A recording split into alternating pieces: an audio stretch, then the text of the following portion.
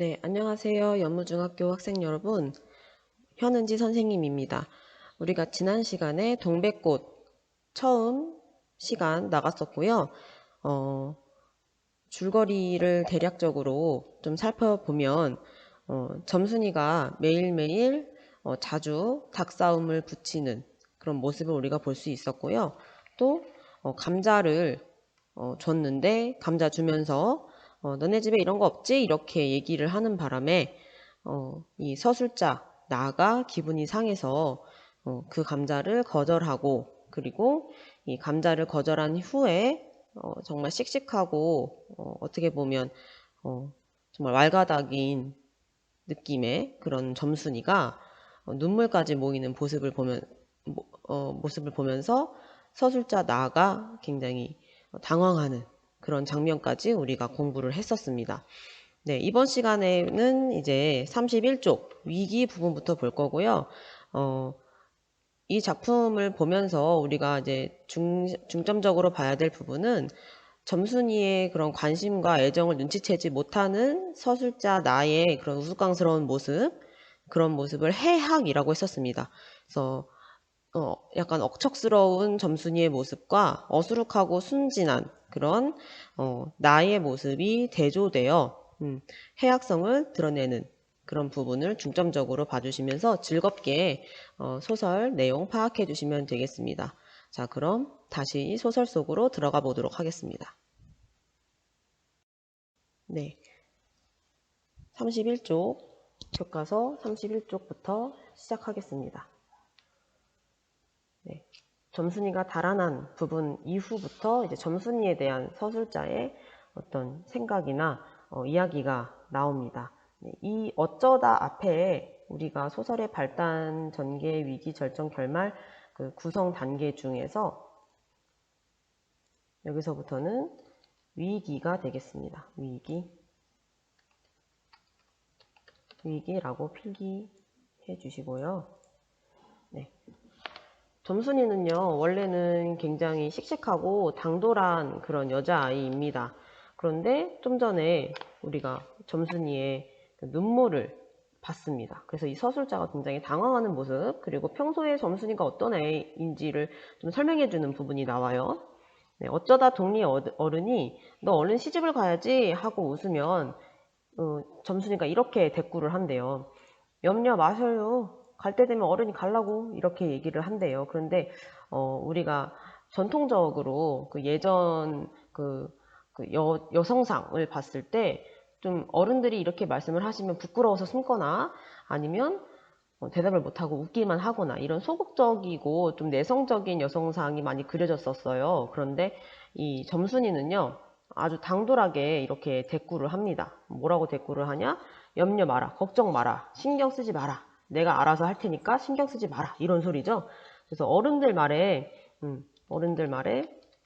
당돌하게 대꾸하는, 평소에 점순이의 모습으로 봐서는 점순이의 성격이 어떻다? 좀 당돌한 성격을 가지고 있다. 좀 당돌한 성격을 가지고 있습니다. 한마디로 얘기해서 뭐 작은 일에 눈물을 보일 만한 그런 애가 아니라는 거죠. 네, 이렇게 천연덕스레 받는 점순이었다. 본시 부끄럼을 타는 계집애도 아니거니와 또한 분하다고 눈에 눈물을 보일 얼병이도 아니다. 얼병이 옆에 나와 있습니다.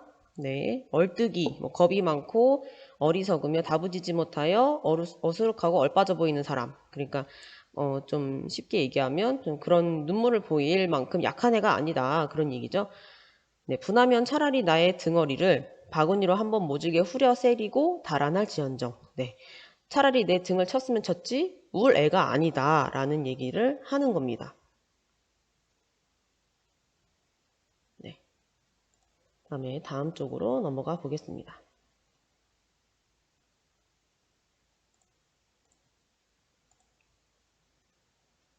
다시 좀 확대를 할게요. 네. 그런데 고약한 그 꼴을 하고 가더니 그 뒤로는 나를 보면 잡아먹으려고 기를 복복 쓰는 것이다 라고 했습니다.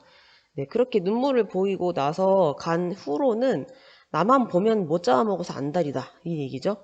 네, 서로 주는 감자를 안 받아 먹은 것이 신뢰라 하면 주면 그냥 주였지 네 집엔 이거 없지? 라고 얘기한 거. 그건 다 뭐냐라고 했습니다. 네, 네 집엔 이거 없지?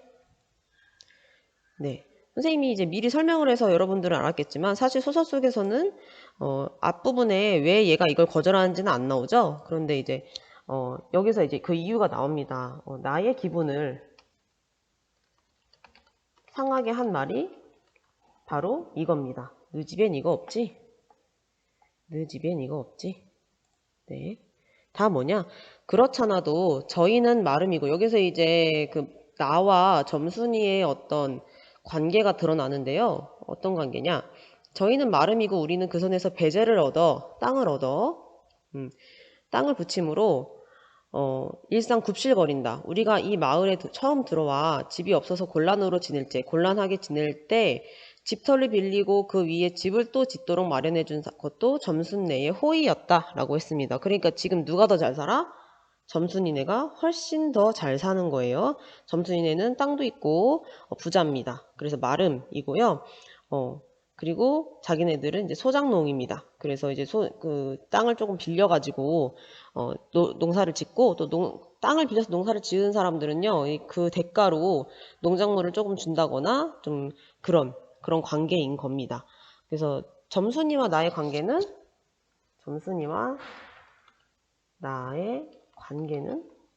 어떤 관계다?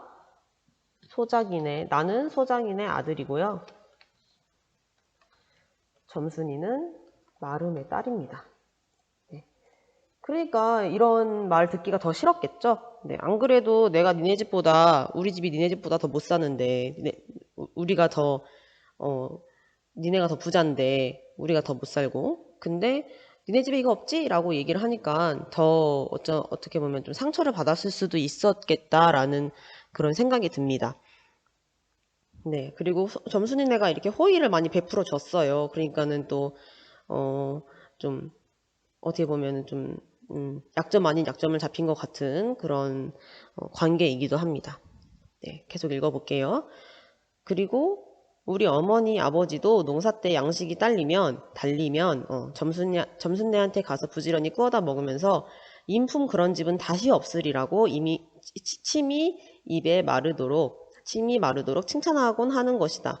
그러면서도 17씩이나 된 것들이 수근수근하고 붙어 다니면 동갑인가 봐요, 둘이. 동네의 소문이 사납다고 주의를 시켜준 것도 또 어머니였다. 너랑 점순이랑 붙어 다니면 남녀이기 때문에 소문이 날 수도 있어. 그러니까 조심해라. 네가 먼저 조심해라. 라고 어머니께서 먼저 얘기를 해준 거였죠. 왜냐면 내가 점순이하고 일을 저질렀다가는 좀 썸을 타거나 어떤 연애를 한다거나 그랬다가는 점순내가 노할 것이고 그러면 우리는 땅도 떨어지고 집도 내쫓기고 하지 않으면 안 되는 까닭이었다라고 했습니다. 그러니까 얘는 지금 여러 가지 이제 걸림돌들이 많은 거예요. 자기가 먼저 점순이한테 어떤 마음을 표현하기가 여러 가지로 걸리는 상황인 겁니다. 네. 그런데 밑으로 조금 내려볼게요. 그런데 이놈의 계집애가 까닭 없이 길을 복복 쓰며 나를 말려 죽이려고 드는 것이다 라고 했습니다. 아직도 몰라요. 얘는 지금 왜 이 점순이가 이렇게까지 자기를 괴롭히고 심통을 부리는지를 아직도 모르는 겁니다. 네, 아직도 몰라요. 눈치가 없어요. 점순이가 자신을 괴롭히는 이유를 알지 못함. 네, 여기서 우리가 알 수 있는 이 나의 성격은 어떤 성격이 드러난다. 눈치 없고 어리숙하다. 눈치 없고 어리숙한 그런 성격을 알 수 있는 부분입니다. 네, 계속 읽어볼게요. 눈물을 흘리고 간 그 다음날 저녁 나절이었다. 나무를 한 짐 잔뜩 지고 산을 내려오려니까 어디서 닭이 죽는 소리를 친다. 이거 네 집에서 닭을 잡나 하고 점순내 울타리 뒤로 돌아오다가 나는 그만 두 눈이 둥그레졌다. 점순이가 저희 집 봉당에 홀로 걸쳐 앉았는데 이게 치마 앞에다 우리 씨암탉을 꼭 붙들어 놓고는 이놈의 닭 죽어라 이렇게 안팡스레 패주는 것이 아닌가라고 했습니다. 네, 지금 이 모습이요 옆에 사파로 나와 있어요. 교과서에 33쪽에 4파로 나와 있습니다. 지금 이 모습을 본 거라고 생각하시면 돼요. 나는 지금 일하고 집에 오고 있는데 집에서 지금 점순이가 이런 행동을 하고 있는 거예요. 그리고 이 닭이 가만히 보니까 우리 씨암탉이야. 그러니까 지금 어떻겠어요? 갑자기 화가 나겠죠. 쟤 왜 저래? 왜 우리 닭한테 저래? 이렇게 생각하면서 그래서 이 부분 안방스레 패주는 것이 아닌가. 네. 점순이는요 계속 지금 닭에다 화풀이를 하고 있어요. 그쵸? 화풀이를 하는 느낌이 들죠? 점순이는 나의 씨암탉을 때리는 방법으로 나를 괴롭히고 있습니다.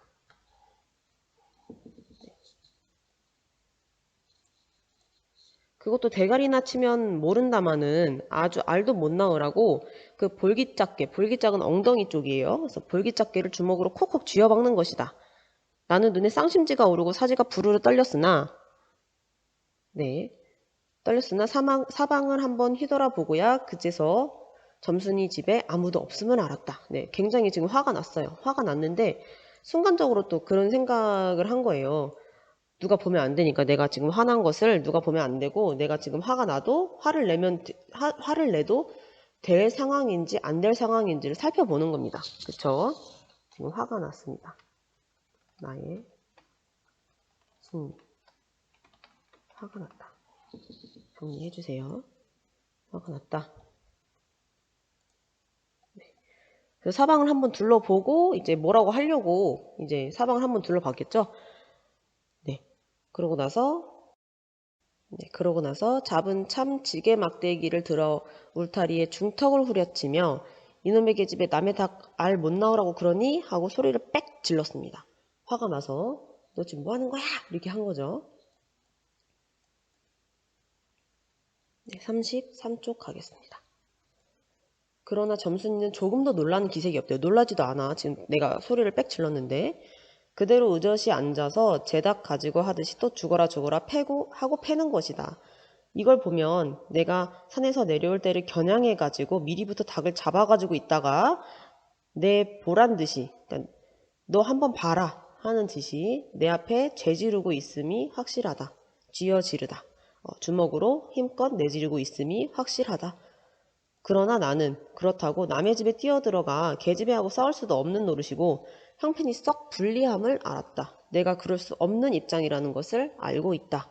그래, 닭이 맞을 적마다 지게 막대기로 울타리나 후려칠 수밖에 별 도리가 없다. 라고 했습니다. 지금 이 점순이의 이런 행동에 나는 지게 막대기로 울타리나 후려치고 있는 거죠. 적극적으로 대항하지 못하고 있습니다. 적극적으로 대항하지 못하는 나의 모습을 우리가 볼 수 있다. 왜냐하면 울타리를 치면 칠수록 울섭이 물러 앉으며 뼈대만 남기 때문이다. 하나 아무리 생각하여도 나만 믿지는 노릇이다. 라고 했습니다. 네, 지금 이제 울타리를 치면 칠수록 이제 나무가 지금 주저앉는 거예요. 그래서 그 나무에 지금 화풀이를 하고 있는 거죠, 얘는. 아, 이년아 남의 닭 아주 죽일 터이냐? 라고 또 소리를 질렀어요. 내가 도끼눈을 뜨고 다시 꽥 호령을 하니까 그제서야 울타리께로 쪼르르 오더니 울 밖에 섰는 나의 머리를 겨누고 닭을 내팽개친다. 이 더럽다 이렇게 하면서 막 닭을 내팽개치는 거죠. 그러니까 얘가 또 이 나가 하는 말이 이 더럽다는 지금 점순이가 하는 말이에요. 그러니까는 본인이 괴롭혀놓고 본인이 막 일부러 나 보란 듯이 괴롭혀놓고 너 빨리 안 나, 빨리 놀라고 막 이렇게 하니까 닭 놓아주라고 하니까 본인이 더 화를 내는 거예요. 아 치사해, 안 한다 안 해, 뭐 이렇게 하는 거랑 똑같은 거예요 지금. 그러니까는 더럽다 라고 하니까 이제 얘가 이해가 안 가서 더러운 걸 널더러 입대 끼고 있으랬니? 이때까지 끼고 있으랬냐? 누가 너보고 닭 잡고 있으래? 더럽다면서 왜 잡고 있어? 라고 하는 거죠. 망할 계집애년 같으니 라고 하면서 욕을 했습니다. 하고 나도 더럽단 듯이 울타리깨를 힝하게 돌아내리며 약이 오를 대로 다 올랐다고 하는 것은 암탉이 풍기는 서슬에 나의 이맛배기에다 물지똥을 찍 갈겼는데 그걸 본다면 알집만 터졌을 뿐 아니라 골병은 단단히 든 듯 싶다라고 했습니다. 그러니까 얘가 이제 나의 머리를 겨누고 닭을 내팽개친다라고 했잖아요. 그러니까 내 머리께에다가 좀 높이 닭을 내팽개쳤어요. 그러니까 이 암탉이 이제 막 깨깨깨깨깨 하면서 이제 내려왔을 거 아니에요. 그러니까 그 내려오면서 내 얼굴에 내 이마에다가 어, 물지똥을 찍 갈겼대요. 그 물지똥이라는 건 이제 설사를 얘기하는 거겠죠. 그래서 설사를 찍 갈겼는데 설사를 하는 걸로 봐서 얘가 지금 정상이 아니다. 분명히 알집도 터졌을 거고 알집이라는 이렇게 알을 낳는 그런 그것도 이제 망가졌을 거고 그다음에 골병이 들었을 거다라고 이제 추측을 하는 겁니다. 네, 원래 동물들이 사람은 이제 설사를 하거나 이런 게 좀 음식을 조금만 잘못 먹어도 그렇게 될 수가 있지만 동물들 같은 경우는 장염 같은 게 되게 치명적이죠. 네, 좀 안 좋은 상황이 된 겁니다. 네, 그러면 다시 또 보겠습니다. 사파 보시면 사파에서 이런 모습을 보셨다고 생각을 하면 굉장히 화가 나겠죠. 그쵸? 그래서 오늘은 여기까지 하겠고요. 다음 시간에는 34쪽부터 진도 나가겠습니다. 수고하셨습니다.